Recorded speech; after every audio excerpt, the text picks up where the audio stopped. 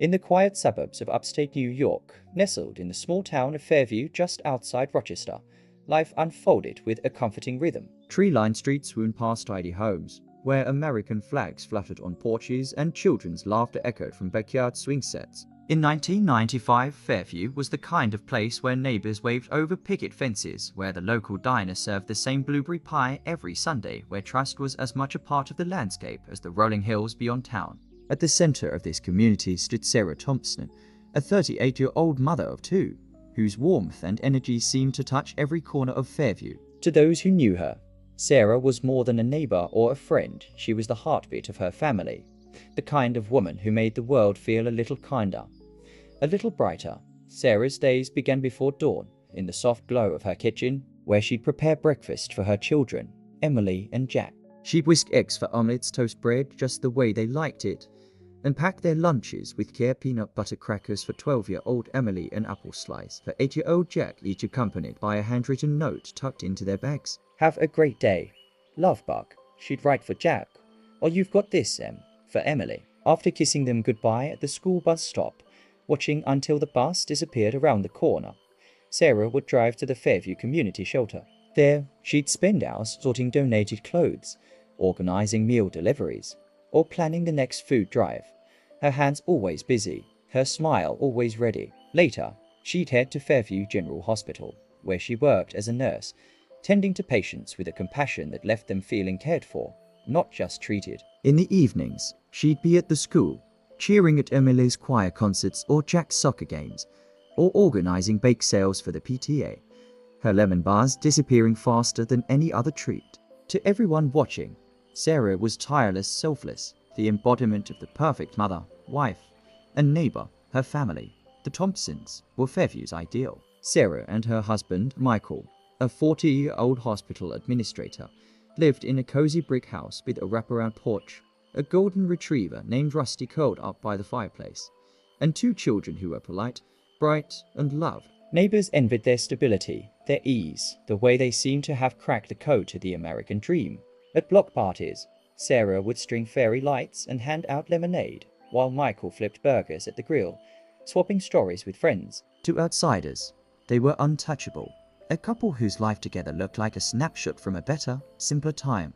But behind the smiles, the casseroles, the community accolades, Sarah carried a secret weight. It began as a quiet unease, a flicker of doubt that grew over months, then years. To understand it, you have to go back to where their story started, 15 years earlier, in a small college library in Albany. Sarah and Michael were nursing students, young and ambitious, who met during a late-night study session. They'd quiz each other on anatomy, share coffee from a thermos, and laugh over their shared dream of helping people. Michael was charming, with a quick wit and a knack for making Sarah feel like the only person in the room. Sarah was quieter, her thoughtfulness drawing him in. They fell in love fast, marrying a year after graduation in a modest church ceremony, surrounded by family who swore they'd never seen a couple more in sync. For years, they built a life together. Emily was born in 1957, Jack in 1953, and by 1990, they'd settled in Fairview.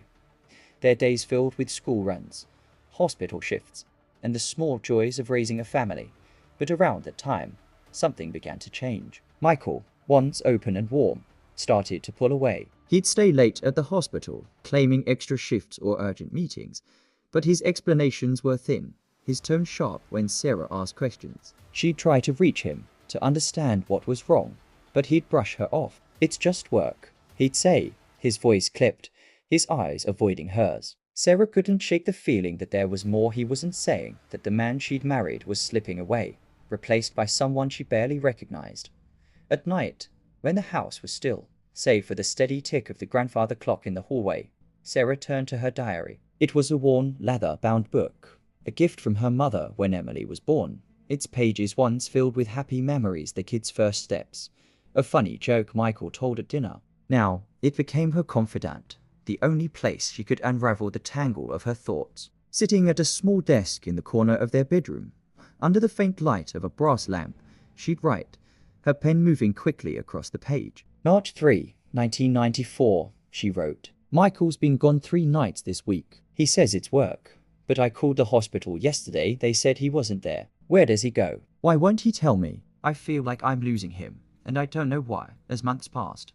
Her entries grew heavier, more desperate. She wrote about Michael's late nights, how he'd come home long after the kids were asleep, his coat smelling of places she didn't recognize. She noted hushed phone calls, caught in fragments when she'd walk past the study or the garage. June 12, 1994, she wrote, I found a receipt in his jacket today for a diner in Syracuse, an hour away. He was supposed to be at a conference in Rochester that day. I asked him about it, kept it light. But he got so angry, said I was snooping, that I need to trust him. But how can I when he's lying? She described his mood swings, how he'd snap over small things, like a spilled glass of milk, then go silent for hours. His face closed off. August 20, 1994, she wrote. I heard him in the garage last night, talking on the phone, his voice so low I couldn't make out the words. When I asked who it was, he said it was a coworker, but he wouldn't look at me. I don't believe him anymore. Sarah's fears began to seep into her daily life. She wrote about moments that unsettled her, catching Michael staring at her from across the dinner table, his expression unreadable, or waking at 3 o'clock a.m. to find the bed empty, the car gone from the driveway. September 15, 1994, she wrote. I keep feeling like someone's watching me. Last night, I looked out the kitchen window and thought I saw a shadow move in the yard. Was it Michael? Someone else? I'm starting to scare myself, but I can't stop. By October, her entries were frantic. October 1, 1995, she wrote. He came home at 2 a.m. again. Said he was at the hospital, but I called. They said he left at 6. I am starting to think he is not who I thought he was. What is he hiding? And why do I feel so afraid in my own home? Then, on October 12, 1995, Sarah vanished. It was a Thursday, the air crisp with the bite of autumn, leaves piling in the gutters. She'd gone through her morning, as always, breakfast with Emily and Jack. A quick hug for each as they climbed onto the school bus. A drive to the hospital for her shift. She'd worked from 7 o'clock a.m. to 3 o'clock p.m., checking on patients, sharing a quick coffee with a coworker in the break room, signing out with a wave. She was supposed to pick up Jack from soccer practice at 4:30, but she never arrived. By 5 o'clock, the coach called Michael, who drove to the hospital parking lot. There, he found her blue Honda Civic, the driver's door slightly open, her keys still in the ignition. Her purse was gone, her phone left on the passenger seat. No note, no sign of her, just an empty car and her mother missing. The news hit Fairview like a shockwave. By evening, the town was buzzing with worry, neighbors gathering on street corners, their voices low and urgent. Sarah's face appeared everywhere on flyers taped to shop windows and lampposts. Her Christmas photo from the year before, her smile warm but now haunting. The local news ran the story on repeat, reporters standing outside the Thompson house, their breath visible in the chilly air. Sarah Thompson, a beloved mother and nurse, has vanished, they said, urging anyone with information to call the police. At the First Presbyterian Church, hundreds gathered for a candlelight vigil, their flames flickering in the dark as they prayed for her safe return. Volunteers formed search parties, scouring the woods behind the hospital, the riverbank, the empty fields on the edge of town, their voices hoarse from calling her name. Michael reported her missing that night, his voice calm as he spoke to police. He told them he had no idea where she could be, that she'd seemed fine that morning. The next day, he stood on their front porch, facing a crowd of reporters, Emily and Jack at his side. We just want her home, he said, his eyes red, his words measured. The town rallied around him, bringing meals to the house, offering to watch the kids, their hearts breaking for the family. But not everyone was so sure. Whispers began to spread at the grocery store, in church pews, over coffee at the diner. People wondered about Michael, about the way he carried himself, about the cracks in the Thompsons' perfect life. 2 days after Sarah disappeared, her sister, Lisa, found the diary. Lisa, a 35-year-old graphic designer from Syracuse, had driven to Fairview the moment she heard, her stomach knotted with fear. In the Thompson attic, amid boxes of old keepsakes and forgotten toys, she uncovered the leather-bound book, tucked beneath a stack of faded quilts. She sat on the dusty floor, reading by the light of a single bulb, her breath catching as she turned the pages. Entry after entry detailed Sarah's fears, her suspicions about Michael, her sense that something was terribly wrong. October 5, 1995, Sarah wrote. Another late night. Michael said he had a meeting, but I called his office. They said he left hours ago. Where does he go? Why won't he tell me? I'm starting to feel like I'm losing my grip. Lisa showed it to her parents and Sarah's brother, David, gathered around the kitchen table. The diary opened like a wound. They read her words, their hearts sinking, knowing Sarah had been trying to tell them something, even if they hadn't heard her in time. The family took the diary to the Fairview Police Department, handing it to Detective John Harris, a veteran officer known for his no-nonsense approach. Harris skimmed the pages, his face skeptical. This is a diary, he said. People write all sorts of things when they're stressed. Doesn't mean it's real. He saw it as the ramblings of a tired mother, not a lead. But to Sarah's family, it was everything: a map of her fears, a trail to the truth. Lisa argued, her voice shaking with frustration. But Harris was unmoved, filing the diary away with a promise to look into it. For him, it was just words on a page. For Sarah's family, it was her voice, still speaking, demanding to be heard. Frustrated, the family refused to wait. They pooled their savings, Lisa's freelance earnings, their parents' retirement funds, David's small business profits, and hired Mark Stevens, a private investigator from Rochester with a reputation for cracking tough cases. Stevens took the diary home, spreading it out on his desk, reading every line under the glow of a lamp. He saw patterns, dates that didn't match Michael's schedule, phone calls with no explanation, Sarah's growing fear that something or someone was closing in. Stevens began investigating, checking Michael's alibis, talking to neighbors who'd seen his car leave late, co-workers who'd noticed Sarah's quiet worry. To him, the diary wasn't fiction, it was evidence. A record of a woman who knew her world was unraveling, even if no one else could see it. Fairview, meanwhile, was changing. The town's sense of safety had shattered, replaced by doubt and fear. Neighbors who'd once left their doors unlocked now checked their locks twice. At the diner, over cups of cooling coffee, people debated, was Michael the grieving husband he claimed to be, or was there something he wasn't saying? The diary, though few had read it, became a point of fascination, its existence fueling rumors. Some believed Sarah's words without question. Others wondered if she'd been mistaken, her fears a product of stress. But for those who knew her best, the diary was a call to action, a plea from a woman whose voice had been ignored for too long. Would you trust a loved one's diary as evidence? Share your thoughts in the comments below. On the morning of October 12, 1995, the air in Fairview, New York, carried the sharp chill of autumn, the kind that made you pull your coat a little tighter. At Fairview General Hospital, Sarah Thompson was finishing her shift as she did every day. A dedicated nurse for over a decade, Sarah was known for her quiet compassion, a gentle hand on a patient's shoulder, an extra moment spent listening to their fears, a smile that made even the hardest days feel lighter. Her co-workers admired her reliability, her ability to stay calm under pressure, her knack for remembering the small details that made each patient feel human. That Thursday, she'd worked from 7 o'clock a.m., moving through her rounds with the same steady care. She checked charts, administered medications, and paused in the break room for a quick cup of coffee, chatting with a colleague about the upcoming weekend. At 3 o'clock p.m., she signed out, grabbing her jacket and nurse's badge, waving goodbye to the reception staff as she stepped into the crisp afternoon. Her routine was as predictable as the changing seasons: a short walk across the hospital parking lot to her blue Honda Civic, a 15-minute drive through Fairview's quiet streets, and home to her family by 3:30. She was expected to pick up her son, Jack, from soccer practice at 4:30, then head home to start dinner with her daughter, Emily. But on October 12th, Sarah Thompson never made it home. The hospital parking lot, usually bustling with staff and visitors,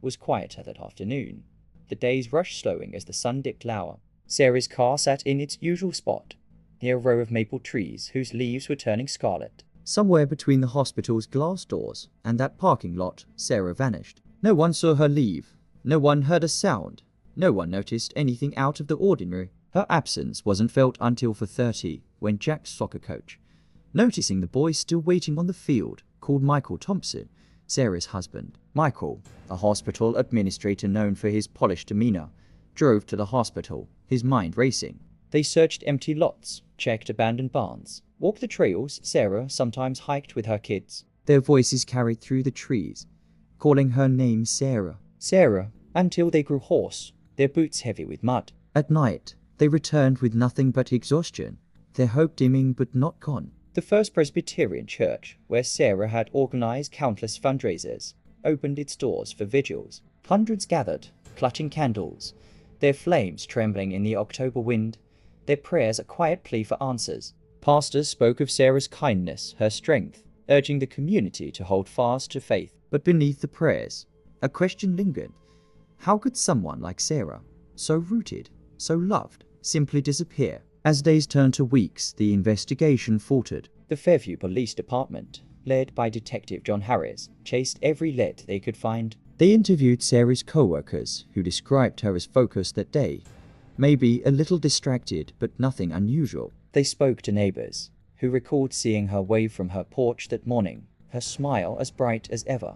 They checked security footage from the hospital, but the cameras didn't cover the parking lot, leaving a blind spot where Sarah had last been. They canvassed the town, knocking on doors, asking if anyone had seen her blue Honda Civic or Sarah herself after 3 o'clock p.m., but no one had. The parking lot, their only crime scene, offered no forensic clues, no fingerprints, no blood, no signs of a struggle. The case grew cold, the police station's whiteboard of leads filling with dead ends, each one a blow to the town's fading optimism. The only tangible clue emerged 2 days after Sarah vanished, not from the police but from her sister, Lisa, a 35-year-old graphic designer from Syracuse. Lisa had driven to Fairview the moment she heard, her heart heavy with dread. She spent hours with Emily and Jack, trying to shield them from the chaos, answering Jack's quiet "Where's MOM?" with promises she wasn't sure she could keep. Desperate for answers, Lisa searched the Thompson house, climbing to the attic where old boxes held pieces of Sarah's life baby clothes, photo albums, letters from her college days. There, beneath a stack of faded quilts, she found Sarah's diary, its leather cover worn from years of use, its pages filled with her neat, careful handwriting. Lisa read it by the dim light of a single bulb, her breath catching as she realized what she held. The diary was no ordinary journal. It was a record of Sarah's fear, a chronicle of a life unraveling. The pages painted a portrait of a woman consumed by suspicion, her once steady world shaken by doubt. Sarah wrote of Michael's erratic behavior, how he'd changed over the past few years. He'd always been steady, the kind of man who planned family vacations months in advance, who remembered anniversaries with a bouquet of daisies, Sarah's favorite. But by 1994, he was different, distant, short-tempered, his life a maze of unexplained absences. March 10, 1994, Sarah wrote, Michael didn't come home until midnight, said it was a meeting, but I called his office. They said he left at 5. He got angry when I asked, told me to stop nagging. I don't know who he's with or where he goes. She described secretive phone calls, overheard in the middle of the night, his voice low and hurried. July 5, 1994, she wrote, I caught him on the phone in the garage. He hung up when he saw me, said it was work. But why was he whispering? Who was he talking to? Sarah's entries grew darker as the months wore on. She wrote of moments that chilled her, finding a receipt for a hotel she'd never visited, noticing Michael's car gone at hours, feeling his eyes on her when she wasn't looking. September 20, 1994, she wrote, I woke up at 3 a.m. and he wasn't in bed. The car was gone. He came back at 5, said he couldn't sleep, went for a drive. But I saw mud on the tires, like he'd been somewhere far. I'm scared to ask any more. She even began to question her safety, her instincts screaming that something was wrong. October 8, 1995, she wrote, I keep feeling watched, even in the house. Last night, I heard footsteps outside, but when I looked, no one was there. Is it Michael? Is it someone else? I don't know what to believe. The diary was a cry for help, a map of a woman who sensed danger, but had no one to turn to. Lisa brought the diary to her family, her parents, Ellen and Robert, and Sarah's brother, David, who'd driven from Buffalo to help. They sat around the Thompson kitchen table, the diary open between them, its pages heavy with Sarah's truth. They read her words, their hearts breaking at the fear she'd carried alone. Ellen, Sarah's mother, traced her daughter's handwriting, tears falling silently. David, usually stoic, clenched his fists, angry at himself for not seeing her struggle. Lisa, the fiercest of them, vowed to act. They took the diary to Detective Harris, believing it held the key to Sarah's fate. But Harris, his desk cluttered with case files, was skeptical. It's a diary, he said, flipping through it dismissively. People write things when they're stressed, upset. doesn't mean it's fact. He saw Sarah's words as the product of an anxious mind, not evidence of a crime. To him, the case was a missing persons report with no body, no witnesses, no proof. To Sarah's family, the diary was proof that she'd uncovered something terrible, something that had cost her everything. The police's dismissal lit a fire in the family. They couldn't ignore Sarah's words, couldn't accept that her fears were fiction. Lisa, in particular, felt the weight of her sister's trust, as if Sarah had left the diary for her to find. They decided to take matters into their own hands, determined to uncover the truth the police wouldn't chase. They began retracing Sarah's steps, piecing together her final day. Lisa visited the hospital, asking co-workers if Sarah had seemed off, if she'd mentioned anything unusual. Most said she'd been her usual self, though one nurse recalled Sarah checking her watch often that day, as if anxious to leave. David drove the route from the hospital to the Thompson house, timing it, looking for side roads or spots where something could have happened. Ellen and Robert combed through Sarah's belongings, searching for anything of note, a phone number, a clue that might explain her disappearance. The family returned to the diary again and again, reading it like a detective's casebook. They noted every detail, dates of Michael's absences, locations he'd mentioned, moments that had frightened Sarah. They cross-referenced her entries with what they knew of Michael's schedule, finding gaps that didn't add up. A late meeting on September 10th. His office said he'd left early. A work call on October 3rd. The hospital had no record of contacting him. The more they read, the more they saw a pattern, a double life, hidden behind Michael's polished exterior. Sarah had sensed it, had written it down, and now her words were guiding them toward answers the police refused to seek. The community, meanwhile, was grappling with its own turmoil. Fairview had never faced a mystery like this, a disappearance that shook its core. At the diner, over plates of untouched pancakes, people traded theories. Had Sarah left voluntarily, overwhelmed by her busy life? Had she been taken? A random act of violence? Or was there something closer to home? Something or someone she'd known too well? Michael remained a fixture in the town's response, attending vigils, thanking volunteers, his face drawn but composed. He spoke to reporters, his voice breaking just enough to seem genuine, asking for help finding his wife. But the diary's existence, though not public, had begun to leak, whispered about in hushed tones. Those who'd read snippets or heard rumors began to look at Michael differently, their trust wavering. The Thompsons' perfect life, once a source of pride for Fairview, was starting to feel like a facade, one that hid a chilling betrayal waiting to be exposed. The family's amateur investigation grew more determined with each passing day. They reached out to Mark Stevens, the private investigator they'd hired, sharing the diary and their findings. Stevens, a former cop with a nose for truth, saw the diary as more than a personal journal.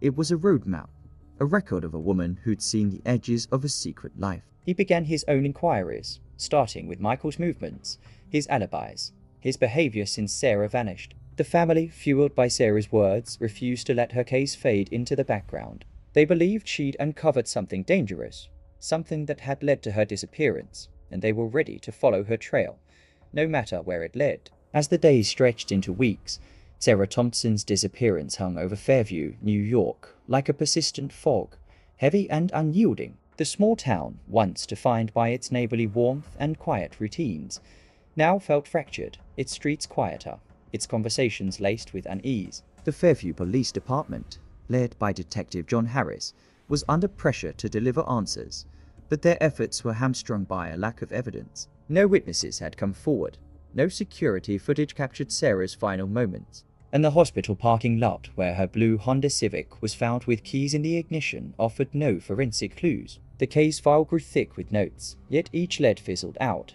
leaving investigators grasping at shadows. The community, desperate for resolution, watched as hope faded, their candlelight vigils growing smaller, their flyers curling at the edges on lampposts. But amidst this uncertainty, one piece of evidence refused to be ignored. Sarah's diary, discovered by her sister, Lisa, in the attic of the Thompson home. Its worn pages, filled with Sarah's careful handwriting, stood as a beacon, illuminating a truth the police had dismissed. The diary was more than a collection of thoughts, it was a window into Sarah's unraveling world. Entry after entry painted a portrait of a woman wrestling with fear, her once stable life shaken by suspicion. She wrote of her husband, Michael Thompson, whose behavior had grown erratic, pulling him further from the devoted father and husband Fairview believed him to be. April 15, 1994, she wrote. Michael was gone again last night. No explanation. He said it was a work thing, but I called his office. They said he wasn't scheduled. Why does he lie? What is he doing? She described secretive phone calls, caught in snatches when she'd pass by the study or linger near the garage. August 3, 1994, she noted. I heard him on the phone at 1 a.m.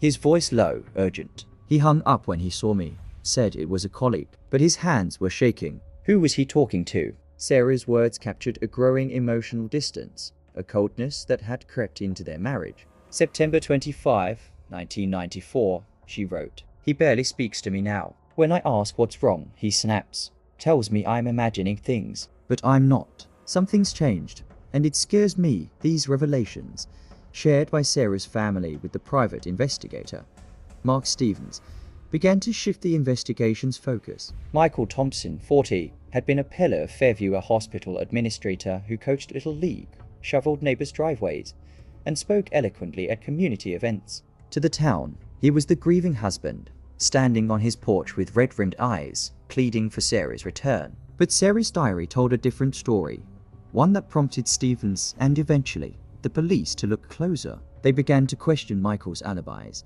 to trace his movements, to test the image he'd so carefully crafted. Sarah's family, fueled by her words, pushed for answers, their trust in Michael eroding with every page they reread.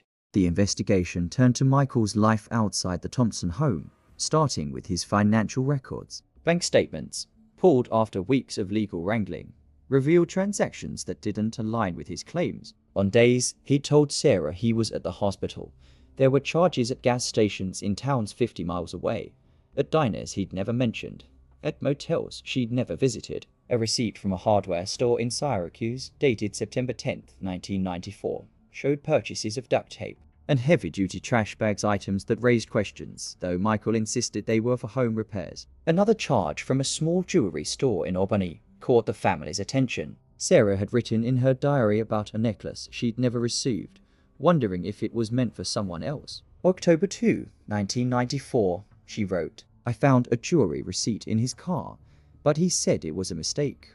A gift for me, he returned. Why do I feel like he's hiding something bigger? The numbers didn't lie, and they painted a picture of a man whose life extended far beyond Fairview's borders. Surveillance footage, painstakingly gathered from businesses near the hospital and along Michael's commute, added to the puzzle. A grainy tape from a gas station 20 miles from Fairview, dated October 5, 1995, 1 week before Sarah vanished, showed Michael's car pulling in at 11 o'clock p.m., despite his claim of being at a hospital meeting. Another clip from a convenience store in a neighboring town placed him there on a night Sarah had written about his absence. September 12, 1994, she noted. He said he was working late, but I called the hospital. He'd left at 6. Where does he go? Why won't he tell me? The footage, though blurry, showed Michael moving with purpose, his face tense, his actions at odds with the steady husband he portrayed. Each piece of evidence was a thread, weaving a tapestry of deception that Sarah had sensed but couldn't fully name. As these findings piled up, Michael's demeanor began to change. In early interviews, he'd been cooperative, sitting with police for hours, answering questions with a calm that bordered on practiced. He described Sarah's routines, their marriage, their plans for the future, his voice breaking just enough to seem sincere. But as investigators pressed harder, asking about the receipts, the footage, the gaps in his timeline, Michael grew evasive. His answers became vague, his stories shifting. He claimed the gas station visit was a late-night errand, then said he'd misremembered the date. He insisted the motel charges were billing errors, but couldn't produce proof. When asked about Sarah's diary, he dismissed it as her imagination, saying she'd been stressed, overwhelmed by work and motherhood. She made things up sometimes, he told Detective Harris, his eyes darting to the side. But the investigators weren't convinced, and neither was Fairview. The community, once united in support of the Thompsons, began to fracture. At the diner, where Sarah's flyers still hung in the window, conversations turned to Michael. Neighbors who'd brought him casseroles now whispered about his calm demeanor, how he'd returned to work just days after Sarah vanished, how he'd avoided the search parties. Churchgoers who'd prayed for his family began to notice his absence at Sunday services. The diary's existence, though not fully public, had spread through Fairview's grapevine, its contents fueling doubt. People who'd once called Michael a friend now avoided his gaze, their trust shaken by the growing evidence. The Thompsons' perfect life, once a source of pride, was unraveling, revealing a web of lies that pointed to a chilling truth. The man they distrusted might be at the heart of Sarah's disappearance. The investigation's turning point came in late November 1995. 6 weeks after Sarah vanished, Mark Stevens, working alongside the police, uncovered a lead that changed everything. A storage unit rented under an alias James Carter in a facility 30 miles from Fairview. The name traced back to Michael through a credit card he'd used to pay the rental fee. A card Sarah's diary had mentioned in passing. August 15, 1994, she wrote. I found a credit card statement in his desk. A name I didn't recognize. He said it was for work expenses. But why a different name? Stevens alerted the police, who obtained a warrant to search the unit. What they found was a grim revelation. Inside the small, climate-controlled space, meticulously organized, were personal belongings that belonged to Sarah, her favorite scarf, a pair of earrings she'd worn often, a worn copy of To Kill a Mockingbird she'd kept on her nightstand. The items were neatly packed in a plastic bin, as if preserved for some future purpose. Forensic analysis sealed the discovery's weight. Traces of Sarah's DNA hair strands, skin cells were found on the scarf and inside the bin. More chilling, a small blood stain on the scarf matched Sarah's blood type, though not enough to confirm her death. The storage unit, rented months before her disappearance, suggested planning, a secret life Michael had hidden from everyone. The police searched the unit further, finding tools, a shovel, a tarp that raised alarms, though no direct link to a crime scene emerged. The evidence, combined with Sarah's diary, painted a picture that could no longer be ignored. On December 3, 1995, Michael Thompson was arrested and charged with the murder of his wife, Sarah, despite the absence of her body. The news stunned Fairview, a town that had rallied around Michael, only to learn the perpetrator might have been among them all along. The arrest was only the beginning. Michael's arraignment drew crowds to the county courthouse, reporters jostling for soundbites, Fairview residents packing the benches, their faces a mix of shock and anger. Prosecutors built a case rooted in the evidence Stevens and the police had uncovered. The financial records, the surveillance footage, the storage unit, the forensic findings. But at the heart of their argument was Sarah's diary, its pages read aloud in court, her words echoing through the packed room. October 10, 1995. She wrote, 2 days before she vanished. I am afraid of him now. He looks at me like I'm a stranger, like I'm in his way. I don't know what he's capable of, but I know I'm not safe. The jury listened, their expressions heavy, as Sarah's voice through her diary became the case's most powerful witness. The trial, which began in March 1996, captivated the nation. News outlets from New York to California covered every detail, their headlines screaming of betrayal and hidden lives. Prosecutors presented a meticulous case, walking the jury through Michael's inconsistencies, how he'd lied about his whereabouts, how the storage unit tied him to Sarah's belongings, how the DNA evidence pointed to foul play. They called witnesses, Sarah's co-workers who testified to her growing unease in the weeks before she vanished, bank employees who confirmed the alias account, forensic experts who explained the DNA findings. The diary, though, was the thread that tied it all together. Its entries read one by one, each a testament to Sarah's fear and Michael's deception.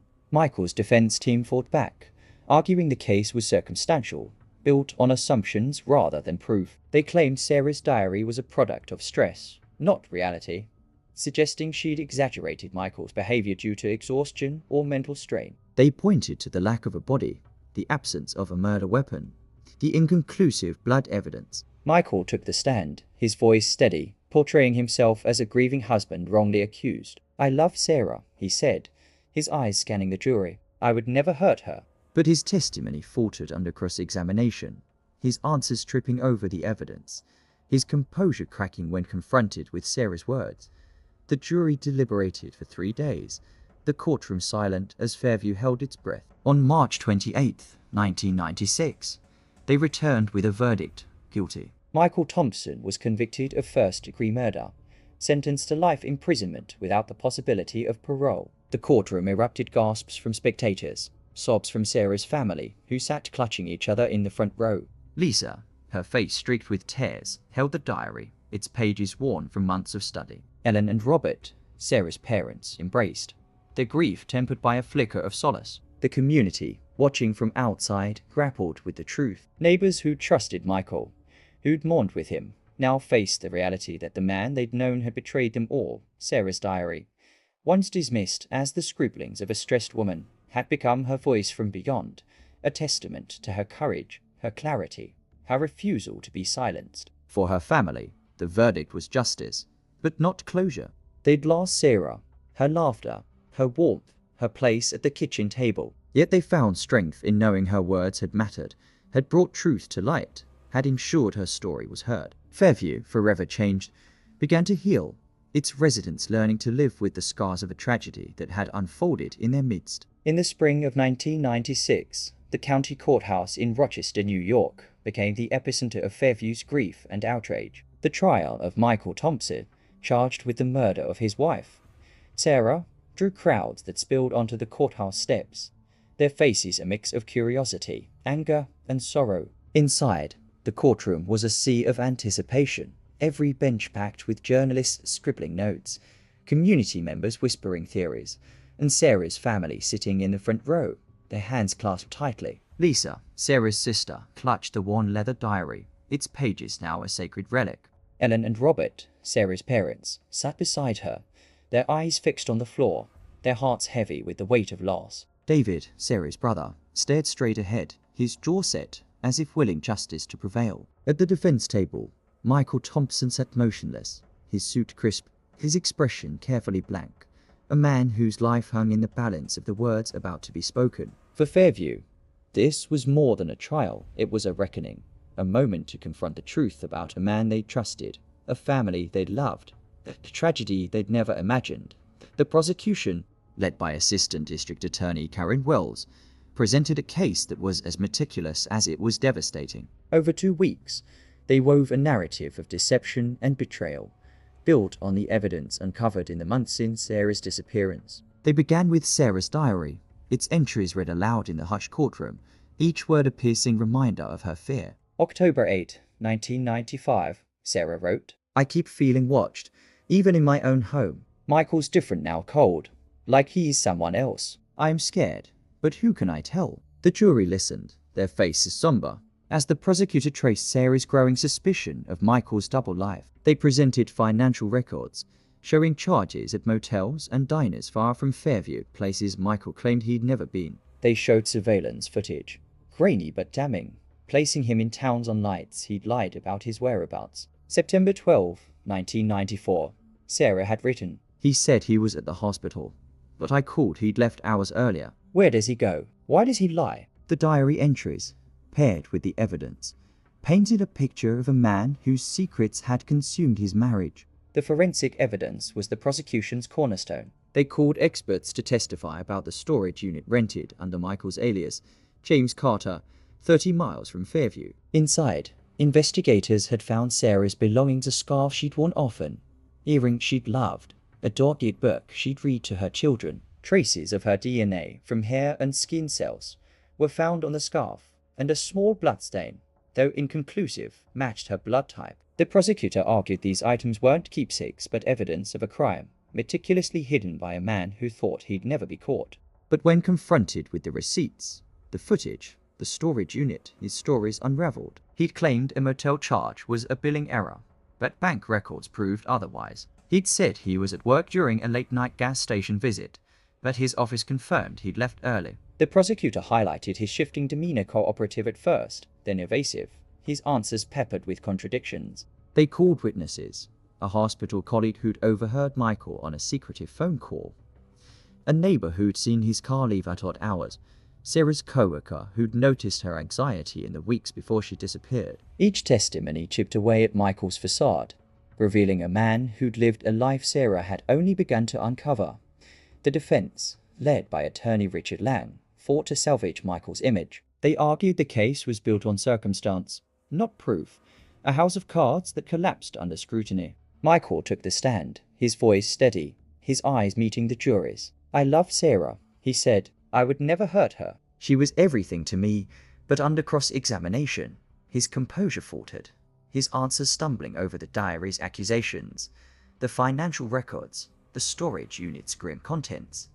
The jury deliberated for 3 days, the courthouse cloaked in tension as Fairview waited. Reporters camped outside, their cameras trained on the doors. Community members gathered in small groups, their conversations hushed, their faith in Michael now a distant memory. Sarah's family spent those days in a nearby hotel, unable to return to the Thompson house, its rooms too full of Sarah's absence. Lisa reread the diary, her fingers tracing Sarah's words as if they could bring her sister back. Ellen prayed silently, her rosary beads worn from use. David paced, his anger at Michael tempered by grief for the sister he'd failed to protect. On March 28, 1996, the jury returned, their faces unreadable. The courtroom fell silent as the foreman stood, his voice steady. We find the defendant, Michael Thompson, guilty of first-degree murder. A gasp rippled through the room, followed by sobs from Sarah's family, their relief and sorrow colliding. Michael's face remained blank as the verdict was read, his hands folded, his eyes fixed on the table. The judge sentenced him to life imprisonment without the possibility of parole, her words a final seal on his fate. As he was led away in handcuffs, Fairview watched, their golden couple reduced to a convicted killer and a woman whose voice had outlived her. Sarah's family embraced in the courtroom, their tears a mix of solace and devastation. Lisa held the diary to her chest, its pages the key that had unlocked justice. Ellen and Robert, their strength worn thin, found comfort in knowing Sarah's truth had prevailed. David, his voice breaking, vowed to keep her memory alive for Emily and Jack, Sarah's children, who were now in their care. In the aftermath, Fairview grappled with a wound that refused to heal. The town, once a haven of trust, now felt exposed, its residents questioning how they'd missed the signs. At the diner, where Sarah's flyers had long been replaced, regulars debated over coffee, their voices low. How had Michael fooled them? Had there been clues they'd ignored? A tense glance, a too quick smile? Neighbors who'd shared barbecues with the Thompsons now locked their doors at night, their sense of safety shattered. The church, where Sarah had organized charity drives, held a memorial service, its pews filled with mourners who spoke of her kindness, her laugh, her ability to make everyone feel seen. But beneath the tributes, a cautionary tale took root. Secrets could hide behind the most familiar faces, behind the doors of the houses next door. Sarah's story spread beyond Fairview, carried by newspapers, television specials, and true crime shows that recounted the diary's role in her justice. It became a reminder of the power of a single voice, of the truths that could lie in the quiet pages of a journal. For those who'd known her, it was more personal. Her co-workers at the hospital created a scholarship in her name, supporting nursing students who shared her compassion. Volunteers at the Fairview Community Shelter dedicated a garden to her, planting daisies, her favorite flower, their blooms a quiet tribute each spring. The town itself seemed to pause, reflecting on the fragility of trust, the weight of unspoken fears, the importance of listening when someone's words cry out for help.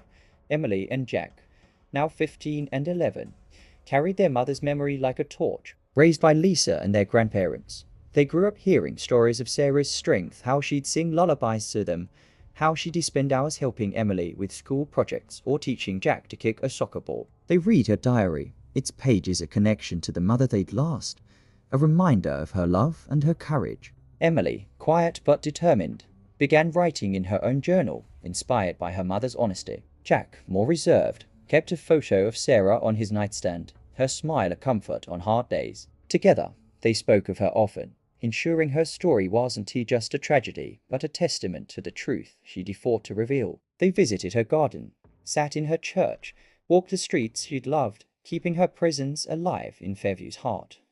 Sarah's diary, once dismissed as mere words, had become her legacy. It had guided her family, challenged a town, and brought a killer to justice. Its pages, worn from months of study, were now preserved by Lisa, a sacred record of a woman who'd seen the truth and refused to stay silent. For Fairview, for Sarah's family, for the countless others who'd heard her story, it was a call to listen to the voices that speak quietly, to the words written in the dark, to the truths that too often go unheard. The conviction of Michael Thompson in March 1996 brought a fragile sense of closure to Fairview, New York, a town forever altered by the loss of Sarah Thompson. The guilty verdict, etched into the county courthouse records, marked the end of a trial that had gripped the nation, delivering justice for a woman whose diary had spoken when she could not. Sarah's family, her sister Lisa, her parents Ellen and Robert, her brother David, and her children Emily and Jack found solace in knowing Michael would spend his life behind bars, his betrayal laid bare for all to see. The community too exhaled, their candlelight vigils replaced by quiet memorials, their flyers taken down from lampposts. Yet, even as the gavel fell, questions lingered, like shadows cast by a light that refused to fully illuminate the truth. Sarah's story, though resolved in the eyes of the law, left threads untied, mysteries unanswered, and debates that echoed in Fairview's diners, churches, and living rooms long after the trial ended. Among the most persistent questions was the possibility of accomplices. Michael had been convicted as the sole perpetrator, his lies and actions documented in financial records, surveillance footage, and the chilling storage unit pointing to a calculated crime. But some in Fairview wondered if he'd acted alone. The storage unit, rented under the alias James Carter, had been paid for with a credit card.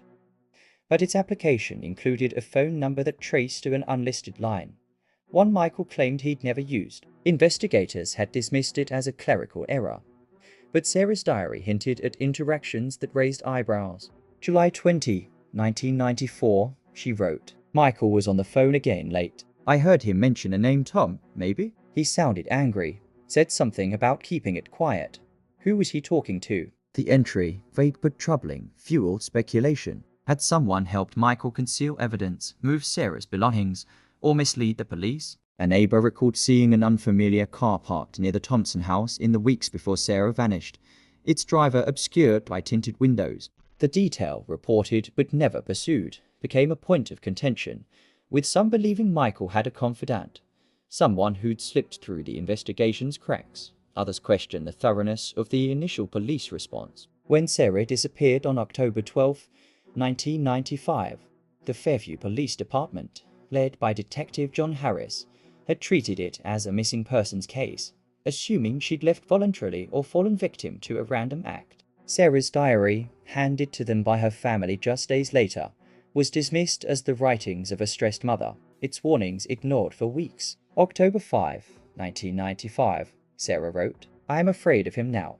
Michael's not the same, and I don't feel safe." Why won't anyone listen? Her words, clear in hindsight, had been overlooked, filed away while the investigation stalled. Fairview's residents began to ask why. Was it because Sarah was a woman, her fears seen as emotional rather than rational? Did Harris, a veteran officer known for cutting corners, assume a nurse and mother couldn't be a reliable witness to her own life? Some pointed to systemic issues small-town police forces, underfunded and undertrained, often relied on assumptions rather than evidence. The delay in taking the diary seriously, they argued, had cost precious time, allowing Michael to cover his tracks, leaving gaps in the case that might never be filled. The diary itself became a focal point of debate, its pages both a beacon and a puzzle. To Sarah's family, it was a clear roadmap, each entry a step toward the truth about Michael's double life. September 10, 1994, she wrote, "He came home at 2 a.m., said he was at a meeting. I called his office, they said he left at 6. I'm starting to think upstream." The diary had guided investigators to the storage unit, to Michael's lies, to his conviction, proving Sarah's instincts were right. But others saw ambiguities, entries that didn't fit neatly into the narrative of a husband's betrayal. One passage, dated August 25, 1994, stood out.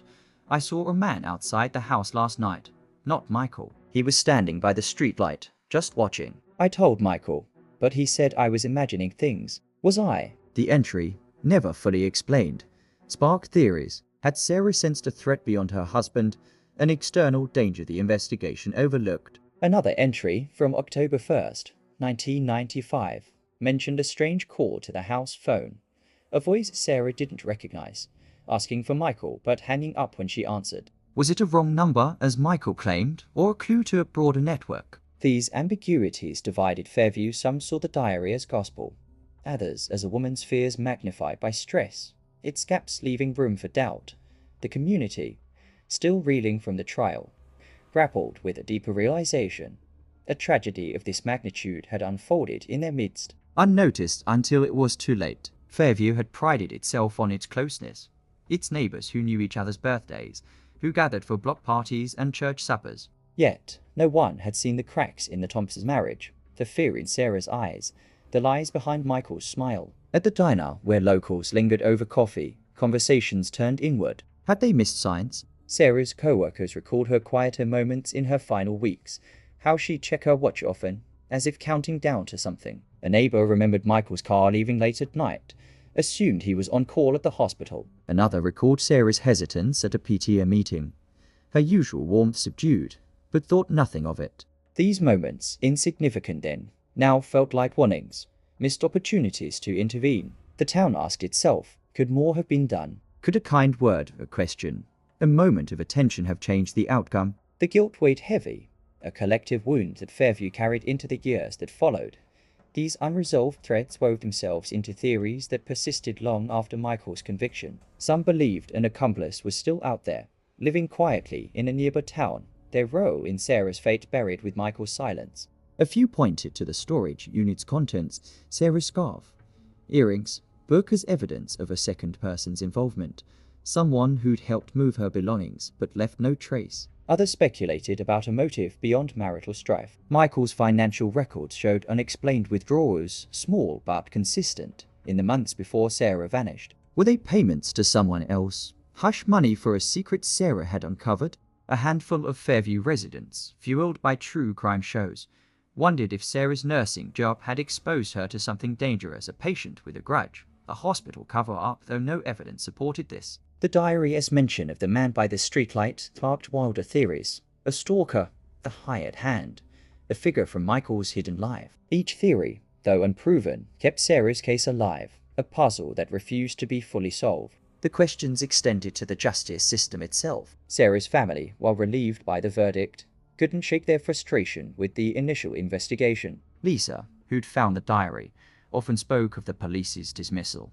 How Detective Harris had called it just words when it held the key to Michael's guilt. She wondered what might have been found if the diary had been taken seriously from the start, more evidence, perhaps, or Sarah herself, if time hadn't been lost. Ellen, Sarah's mother, questioned whether Michael's status as a respected administrator had clouded the police's judgment, making them hesitant to suspect him early on. David, Sarah's brother, pushed for a review of the case files, hoping to uncover overlooked details, but the department, citing close status, refused. The family's advocacy sparked broader discussions in Fairview, with community forums addressing police reform, bias in investigations, and the need to listen to women's voices, especially when they speak of fear. Sarah's children, Emily and Jack, now teenagers, became part of these reflections. Raised by Lisa and their grandparents, they grew up with their mother's diary as a touchstone, its pages a way to know her beyond the memories of lullabies and soccer games.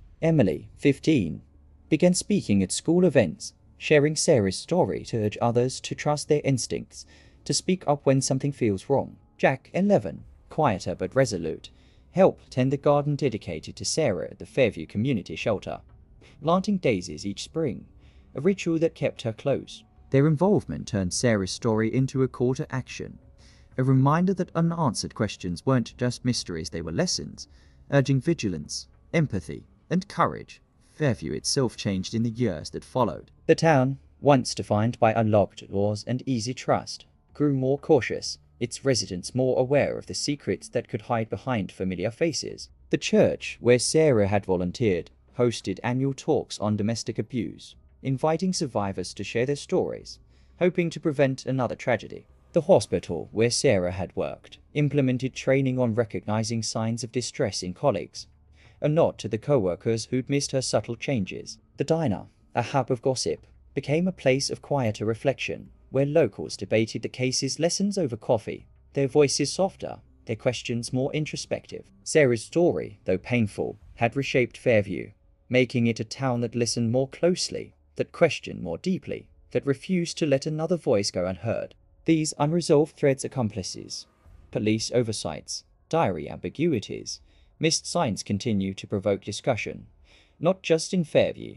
but across the countless communities that followed Sarah's case through news reports and true crime specials. They serve as a mirror, reflecting the complexities of human relationships, the fragility of trust, the weight of unspoken fears. Sarah's diary, once a private refuge, has become a public testament. Its pages a reminder that truth can emerge from the quietest places, that justice can hinge on a single voice. For those who knew her, for those who learned her story, the lingering questions are not just mysteries, they are calls to action, urging us to listen, to act, to ensure no one else is lost to the shadows. What are your thoughts on the unanswered questions in Sarah Thompson's case? Do you believe every angle was explored, or do mysteries remain? Share your perspectives in the comments below. The truth Sarah Thompson wrote in the quiet of her bedroom, in the pages of a diary no one was meant to see, became the voice that justice could not ignore. Her words, penned in the dark, reached beyond her life, piercing the facade of a marriage, unraveling a web of lies, and bringing a killer to account. In Fairview, New York, where neighbors once trusted without question, Sarah's story left an indelible marker scar on a town, a warning to a world, a testament to the power of a single voice. Her diary, once dismissed as the musings of a stressed mother, stood as a beacon, guiding her family, her community, and a nation to confront the truths that hide in plain sight. But for every story like Sarah's where answers are found and justice is served, there are countless others left untold, locked behind closed doors, buried in unopened journals, carried in the hearts of those whose cries for help go unheard. Sarah's courage, her refusal to stay silent even in her fear, taught Fairview a lesson it would never forget. The quietest person in the room may hold the loudest truth. In the months and years after Michael Thompson's conviction, her story rippled outward, carried by newspaper headlines, television specials, and whispered conversations in diners far beyond upstate New York. It became a rallying cry, a reminder to listen to the hesitant words of a friend, the guarded look in a neighbor's eye, the pages of a diary left behind. Sarah's life, though cut short, reshaped the way Fairview saw itself. The town, once defined by unlocked doors and easy smiles, learned to look closer, to question the surface, to recognize that secrets can thrive in the most ordinary places, behind the picket fences, beneath the family photos, between the lines of everyday life. Her family, forever changed, carried her legacy forward. Lisa, Sarah's sister, became an advocate, speaking at community forums about the importance of believing women's fears, of taking their words seriously before it's too late. She kept Sarah's diary safe, its pages a sacred record, a reminder of her sister's strength. Ellen and Robert, Sarah's parents, poured their grief into supporting others, volunteering at shelters and churches, helping families navigate loss with the compassion Sarah had always shown. David, her brother, worked to ensure Emily and Jack grew up knowing their mother not just as a victim, but as a woman of resilience, whose love for them shone through every note she tucked into their lunches, every lullaby she sang. Emily, now a teenager, found her voice in writing her own journal, a tribute to her mother's honesty, while Jack, quieter but steadfast, tended the garden dedicated to Sarah, planting daisies each spring, their blooms a quiet promise to keep her memory alive. Fairview itself transformed in the wake of the tragedy. The church, where Sarah had organized fundraisers, began hosting annual talks on recognizing signs of hidden struggles, inviting survivors to share their stories, hoping to prevent another loss. The hospital, where Sarah had cared for patients with unwavering kindness, trained its staff to notice subtle changes in their colleagues' moments of distraction, glances of worry that might signal something deeper. The diner, once a hub of gossip, became a place of reflection, where locals lingered over coffee, discussing not just Sarah's case, but the lessons it held, the need to ask questions, to offer help, to trust instincts when something feels off. Sarah's story had left scars, but it had also left warnings, etched into the town's collective memory, urging vigilance, empathy, and action. Yet, even as Sarah's case found resolution, it raised questions that linger for us all. How many other diaries sit unread, their truths waiting to be uncovered? How many other voices, like Sarah's, are dismissed as imagination, their warnings ignored until it's too late? Her story is a call to look beyond the surface, to see the shadows that lurk behind closed doors, to hear the truths hidden beneath false smiles. It's a reminder that the ordinary can mask the extraordinary, that the people we know best may carry secrets we'll never suspect. Sarah's courage, her words, her fight for truth, challenge us to do better, to listen when someone speaks, to act when someone hesitates, to believe when someone dares to write their fears. This is more than a story, it's a call to action. Sarah's courage showed us the power of speaking out, of writing down the things that scare us, of trusting our own truths. Her diary was her weapon, her voice, her legacy, and it challenges us to do the same. Look around you at your neighbors, your friends, the quiet ones in your life. What stories are they carrying? What truths are they holding back? And what can we do to ensure their voices are heard before it's too late? Share your thoughts in the comments below. Join our community on social media and subscribe to follow many other stories still waiting to be told. Together, we can keep the light on, keep the questions alive, keep the truth from slipping away. Because if Sarah's case left us with anything, it's this. The truth is out there, in the words we write, in the fears we face, in the diaries we dare to open. And it's up to us to find it.